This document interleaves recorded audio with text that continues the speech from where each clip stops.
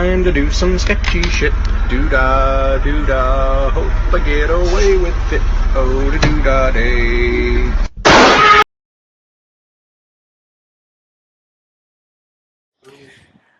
Hello, welcome back to another episode of 0 to 60, and hopefully this is going to be the video where we finalise the KD175 100 amp, with over 100 amp power supply for coding. This here is my young friend Marcus. He normally helps me out when I can't do soldering properly. He's got all the right tools, and he had a bit of a method to get us rolling with getting these power sockets soldered in. We've actually been here for about an hour, trying a few different things, and the way that Marcus come up with it, he's actually using spade terminals? Yeah. Spade terminals, which I'll overlay a clip now, but spade terminals onto the end of the wires, and then we're soldering, and by we I mean Mark, is soldering the spade terminals into the actual power supply itself. We actually did the red side earlier, and the red side is the side that I had not touched. Red, I mean positive side, and Mark is now going over the ones that I made a hash of yesterday. He is doing it just using a Weller pretty normal soldering iron, and it just seems to work perfectly. So maybe I was doing something wrong yesterday, but it's all going well. Something that Mark did sort of confirm for me, I was going to run different length wires and have it sort of bolted onto the side. He did sort of point out the importance of these wires all being the same, because different length wires will result in different resistance in each wire. Not that I think we're going to be loading it up that much, but just again, making sure that the heat is spread across all of these wires evenly is very important. I have assembled the second half of the kit, I suppose. This here is, I think I showed it in yesterday's video, it's a 140 amp rated car stereo quick disconnect. It was 20 Australian dollars at the local electrical store versus about 50 for an Anderson plug. Not as nice as an Anderson plug, but it's going to do the job. And this is just an old set of jump leads that had actually corroded through on one of the power wires. So I'm just repurposing them. We've got all good connections. The only thing that's a little bit of a worry, it's about, I think they were rated to 400 amps when they were new, but it's only got probably an 8 gauge internal. So we'll see if they get warm. They might need to be upgraded. We'll see how we go. But it's getting close. Any comments, Mark? Just trying to remove a lot of solder that was in here. Did somebody put a load of solder in there? Okay. Yeah, I made a hash of it yesterday. Anyway, we'll get the rest of these soldered in. I'll show you what's going on at the other end of this connection, and then hopefully we should be able to test it and see what sort of amps we can pump with it. Right. Okay, so they are all now soldered in. Something I didn't actually mention at the start of this video, I've ran into another snag here. So the wire I was using was, I mentioned it yesterday, it was quite cheap wire. In fact, I'm pretty sure it's the same wire that we have here, but thinking about it, I should have been using silicon wire, which is what I ended up getting this morning. So I got some silicon wire, which is actually 10 gauge. Again, it's rated to 25 amps, 25 amp continuous. It might be a bit higher, but it's 10 gauge silicon wrapped sort of heat proof wire. Problem with it is it's 10 gauge. The wire I was using yesterday is 12 gauge. And getting 5 lots of the 10 gauge into this little connector is a bit tight. So it's a bit, I don't like it.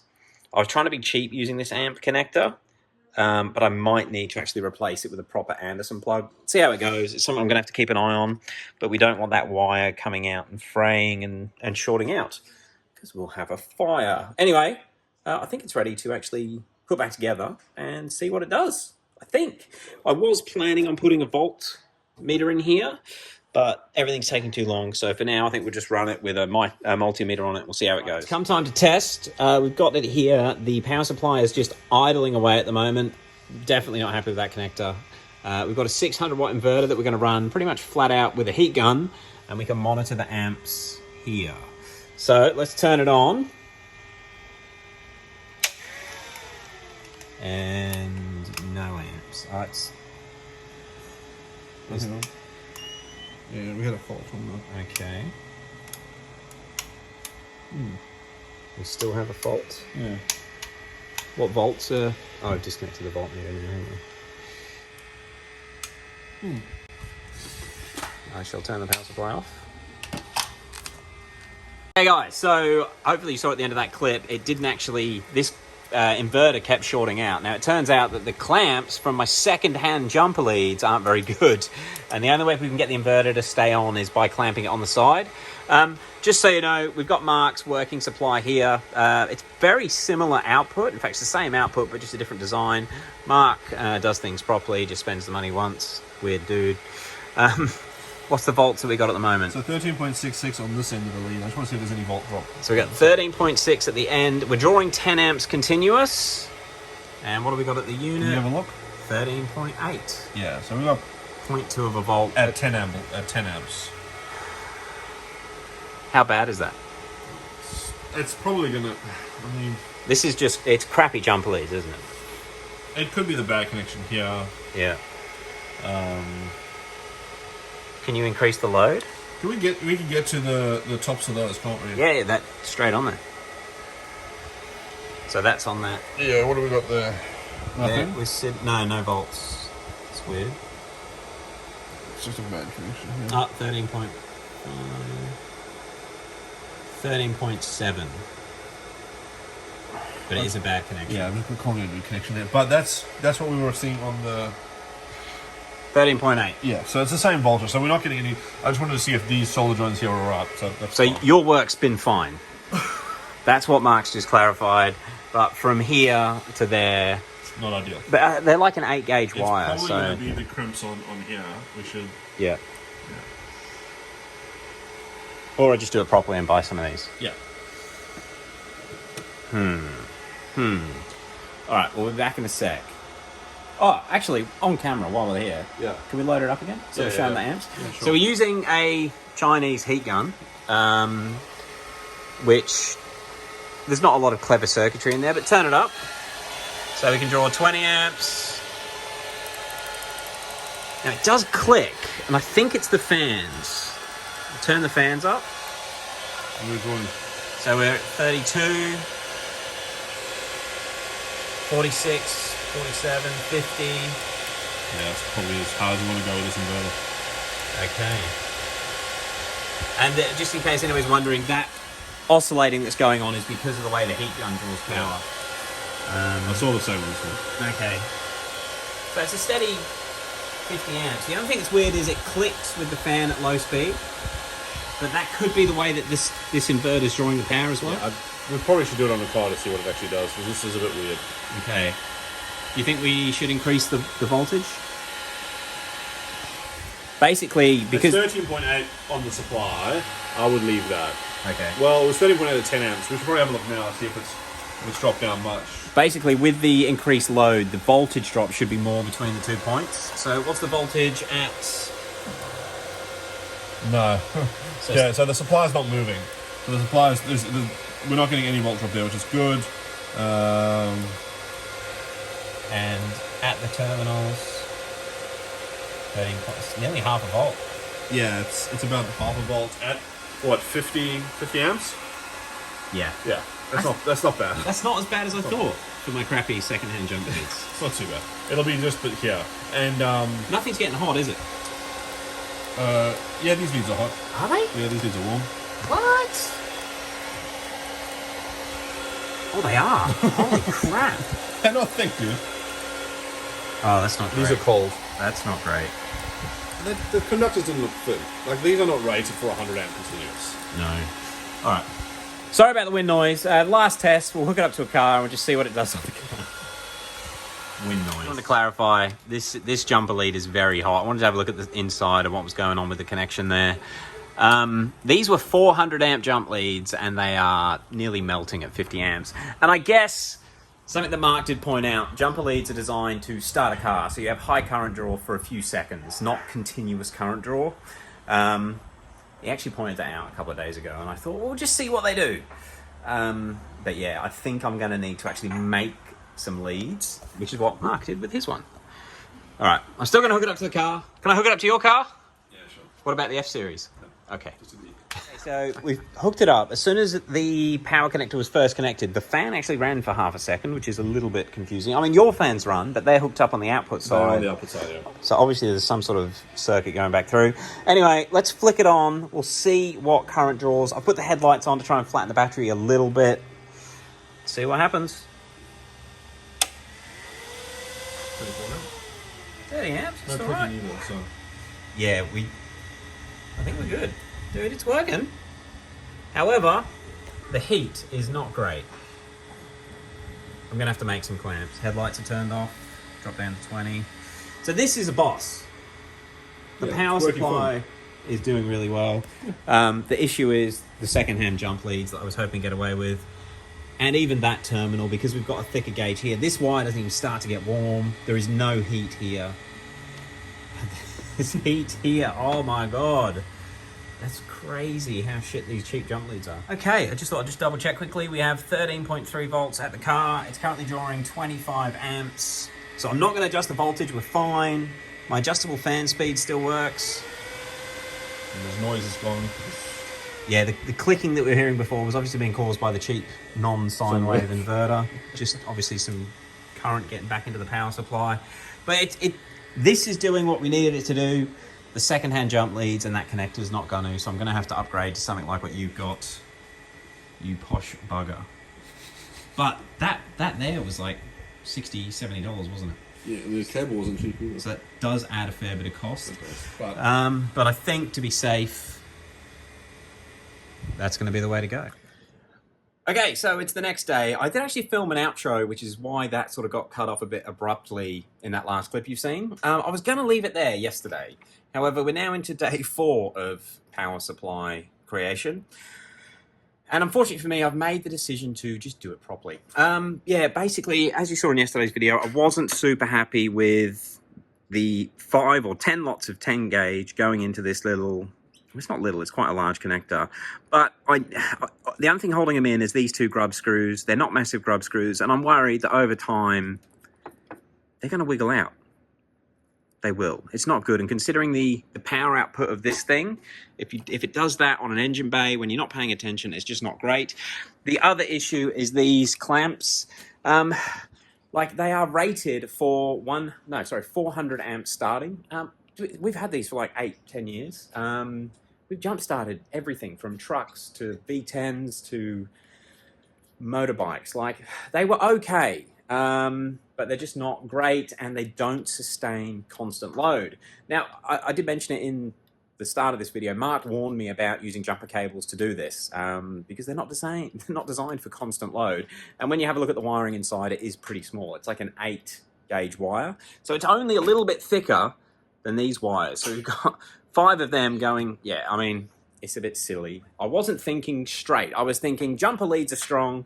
We can use jumper leads. Anyway, I've gone and spent some more money. Now, because I wanted to just get this video finished, I bought all of this stuff at sort of top dollar, but let me show you what I picked up this morning to basically emulate Mark's setup and have a strong system that you can actually run over 100 amps through continuously and nothing's going to get hot or any risk of fire, which is what we need to do. Admittedly, if you're following this with the intention of building one yourself, if you've only got an E-Series, you don't need to get such a beefy power supply, and you can do it with 60 amp power supplies instead of this 140 one. But on the same note, I think if you're going to spend a day making one of these, do it properly, get a beast, and get something that will just never break a sweat. And you can use it on other cars as well. Okay, let me get the other parts. Well, this is how it got expensive. I now have some ultra heavy-duty clamps. So, well, I've got 2 meters of positive and 2 meters of negative 2 gauge. So very thick, supposed to handle 200 amps continuous wire, I think. Might say on there. We'll worry about it later, but it should be more than enough. I've now got 2 120 amp Anderson plugs, and I brought these connectors to crimp onto the 2 gauge and then bolt into these if we can't get it hot enough with solder. So worry about that in a minute. I kind of want to touch back on costs because this all got quite expensive. In fact, this is the expensive stuff. Getting decent 2 gauge core wire. I mean, that weighs so much more than my jumper leads and it's shorter. But just to recap, these were, I think, $19 Australian. That was $84 for the wire. Again, I'm just getting it retail. You might be able to be a bit smarter than I have and get it cheaper and maybe mail ordered.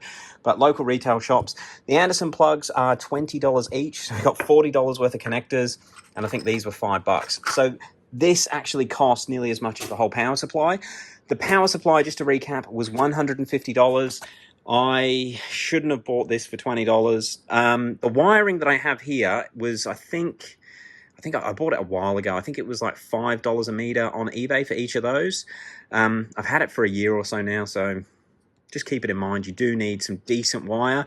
Now, I was going to use this 12 gauge. And this 12 gauge is 25 amp wire, and it would have been fine, but I was just a knob not using the right soldering tools. So I ended up upgrading it. Didn't need to upgrade that. Mark runs his version of this power supply on this wire for this purpose.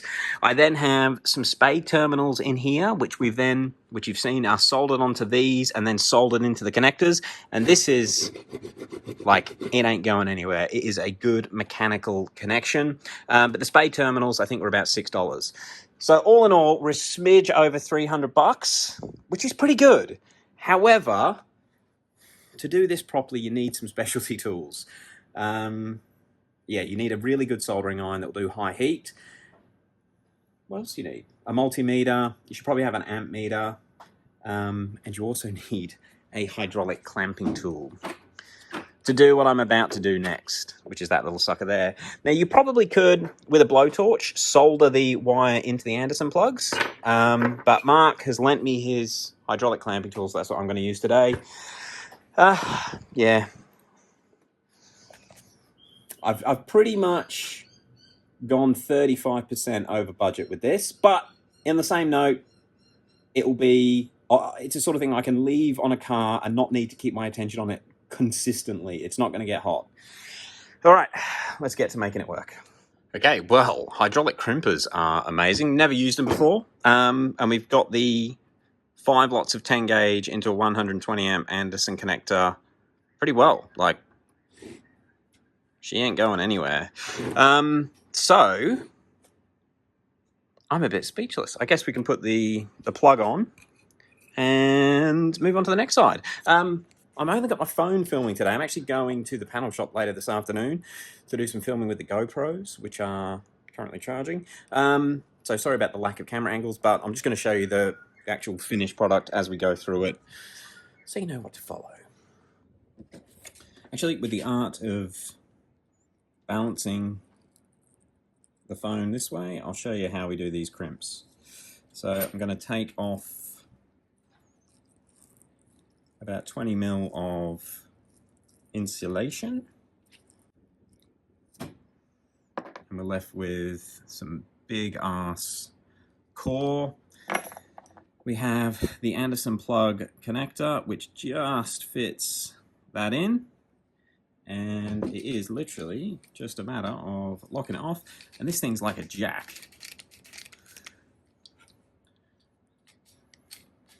That's exactly what it is. Hydraulic crimping jack type thing.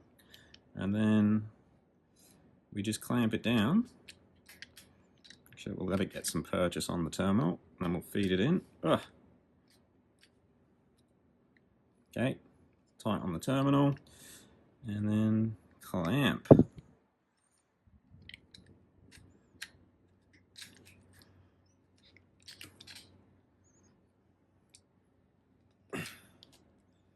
Release. That's it. Man, that ain't going anywhere. That is crazy. All right, got to do that for the other wire, and that with the Anderson plugs sorted. Actually, just so you guys know, to get the clamp ready to be bolted in, they have these little like ridges, which I assume is for the wires, again, thin gauge wire to be poked through and soldered on. All I'm doing is flattening that bridge off, as you can see on the bottom, just using this punch, then drilling a hole for the bolt ready to go through. All right, we're getting somewhere. So another crimp on terminal, and it's then bolted into the clamp there.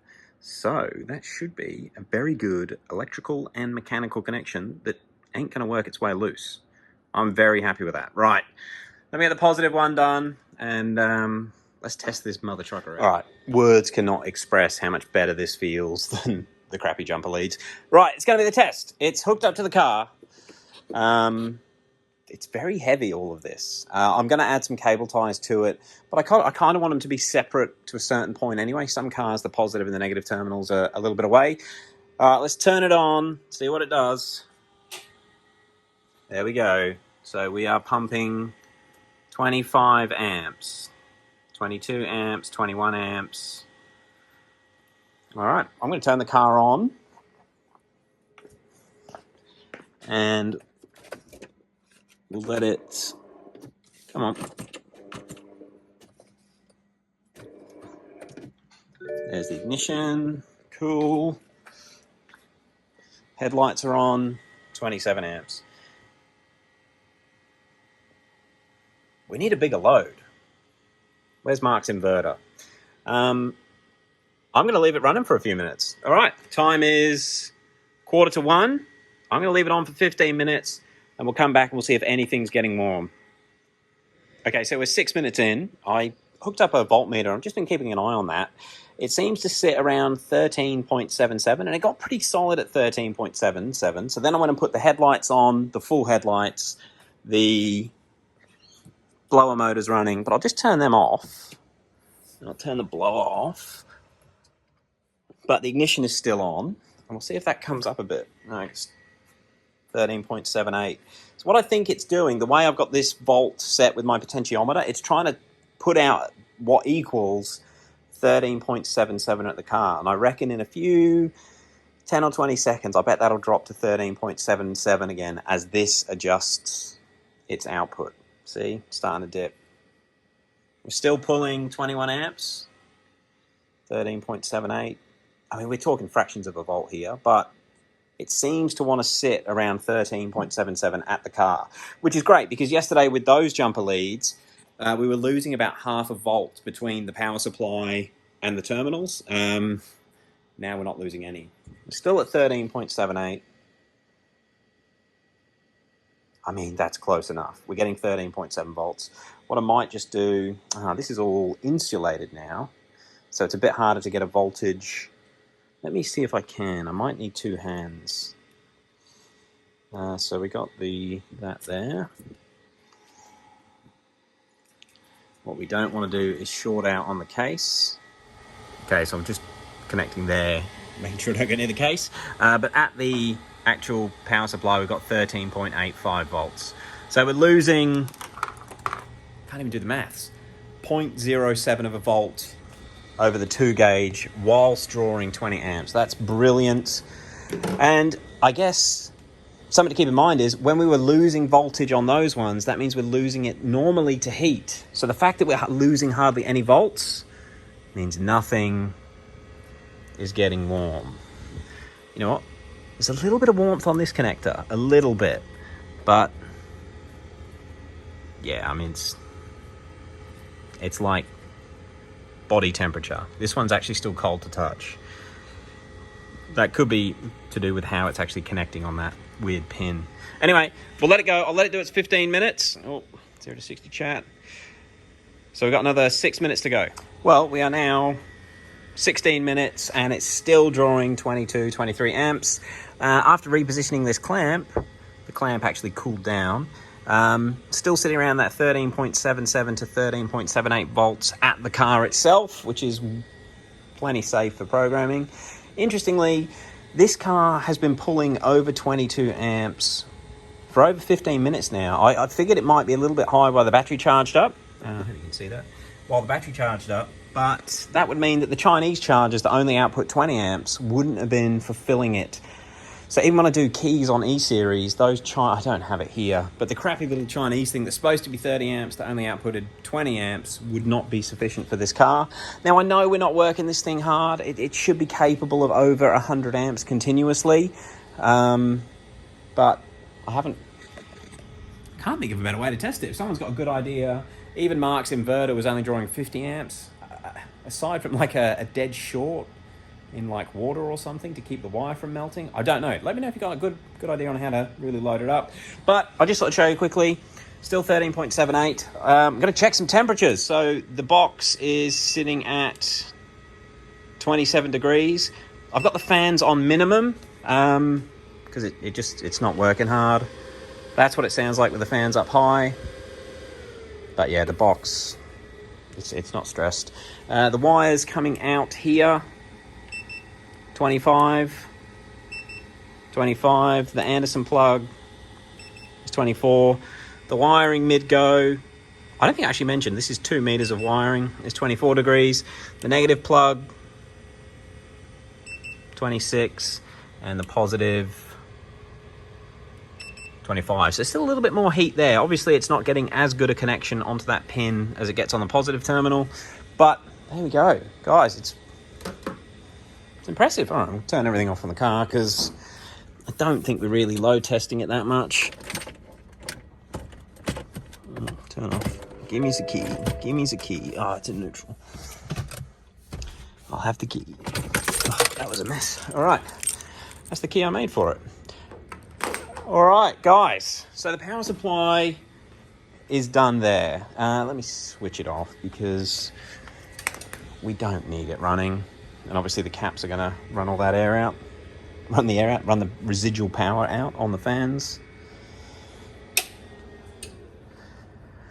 And there it is, shut down.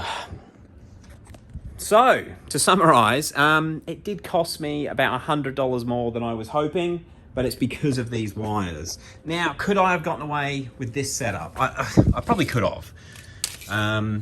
It did get hot. It got hotter than I thought it was going to get in yesterday's, when I filmed yesterday. But these are just crappy, like, just look how thin it is. It's not copper, it'll be copper-coated steel or tin, but they're a very, very crappy alligator. I think this would have worked well if I didn't have quite so thick 10 gauge coming out of the back of the supply here. But the way they've gone into the Anderson plugs, unfortunately I had to pay $40 for the Anderson plugs. Like, you could have got an Anderson plug on eBay for a hell of a lot less than that. And that was a big cost of today. And then I've gone for 2 meters of wiring, which is probably overkill, but I kind of wanted it if I'm working on somebody's nice F15, like Mark's, when I do Mark's key, or anything like that, I can have the power supply sat on the floor or on a stool or something and not have to have it on the engine bay like this. I figured 2 gauge over that length should be fine. Yeah, and again, the wire that I bought today was $80. I'm going to try and cable tie these together in some sort of fashion that stops them sort of getting twisted or tangled up. Being such a thick core, they don't want to turn. You can see they're sort of curled funny because of how I've laid them out there. But that's going to be it. So if you're going to do one of these, follow the first video for setting up the voltage output. Yeah, and just don't skimp out on this section going to the car because it's so capable. Although you're probably not going to need 40 or 50 amps very often, that 1 or 2 times where for some reason this will output 80 or 100 amps, you're going to melt something. So make sure you don't skimp on this section. I still might put a voltage display in here. I'll see how I go for time, but not crucial. It seems rock solid with the voltage outputs. Car's sitting at 12.9. So it's charged the battery up fairly well. Pretty happy with it. It's cost me about $300. So it's not too bad. All right, guys. Thank you very much for watching. Power supply is complete for now. Got any questions, hit me up in the comments. It's a beast. Thanks for watching. All right, in a twist of fate, I've put the voltmeter on. I definitely didn't just cut it with an angle grinder, honest. But you connect it up. The voltmeter is connected to the output here. So you can see it's displaying 12.8. That's the voltage on the car right now. We'll flick it on. And that's the output going to the car, 13.6. Interestingly, it's about 2.2 volts off of my multimeters. So the cheap, I can't remember how much it was. It might have been like $8, that volt gauge. Isn't overly accurate, but it gives you a nice, quick visual indication that the car is getting at least some voltage. Now it's finished. Oh, and I put cable ties on the power wire as well. Nice fat ones. They look tight. This is silicon-coated wire, but the wire will actually slip in there if it needs to. But we're there. Power supply is actually done.